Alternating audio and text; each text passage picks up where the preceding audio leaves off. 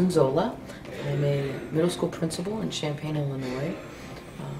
Champaign is a diverse community, and my school reflects that demographic diversity. I serve 700 6th, 7th, and 8th graders. 50% of those students are free and reduced lunch from poverty homes. 48.6% are minority students, the largest being African American at 40%, and the other almost 9% are Asian families, ESL, ELL families.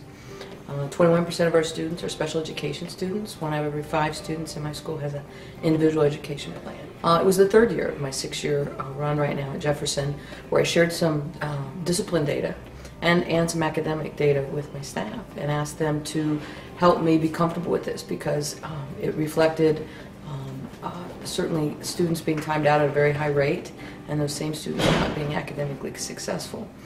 From that moment, we searched and found the Nurtured Heart approach and the work of Howard Glasser.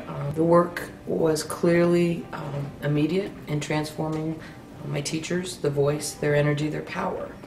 And almost as immediate was the reception from the students, from the parents, and it became really clear to us that as adults, where we give our time, where we give our energy, and where we give our voice as educators, as teachers, as parents, has a profound effect on how the young people we work with see themselves. We began to be conscious of our efforts to really pursue the positive, to really honor the greatness that was in front of us, and in those moments where there were concerns and problems, to give very little energy to that. We began to be very conscientious about being really clear about what the rules were of our school and of how we were going to conduct ourselves. And within that, gave very little energy when a rule was broken. There was a consequence, and we moved on. That was a different experience for our students.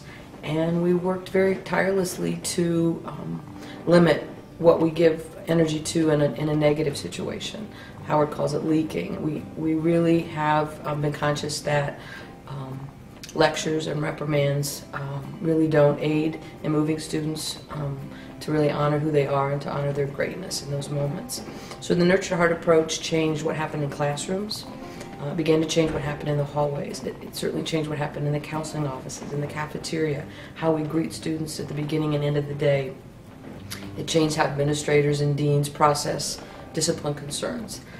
It changed everything about who we were as a school, as a culture, as a climate. And now we have seen academic data soar. When I arrived, 16.1% of our African American students were meeting or exceeding in math on the Illinois State Learning Standards. This year, 76% of those same students, because they're timed in. They're a part of their classroom. They want to be there. They hear their teachers honoring who they are. They hear their teachers speaking about their heart, their spirit, and their greatness, and they want to be a part of that success. And so we've not only seen a shift in discipline data. The first year we implemented 21% of our discipline referrals.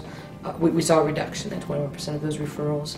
And so we have evidence, both qualitative and quantitative, that it's making a difference in our school for the adults and for the students and their families. The last piece of data I would share is that in the last 2 years I've hired 1 teacher out of 100 staff.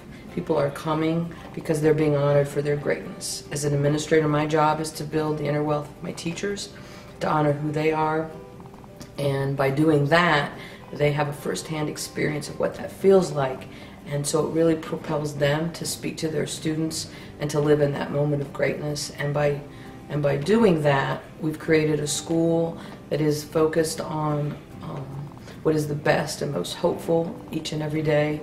And it really is profound when you work from the core place of honoring the heart, the spirit, and the character of those with whom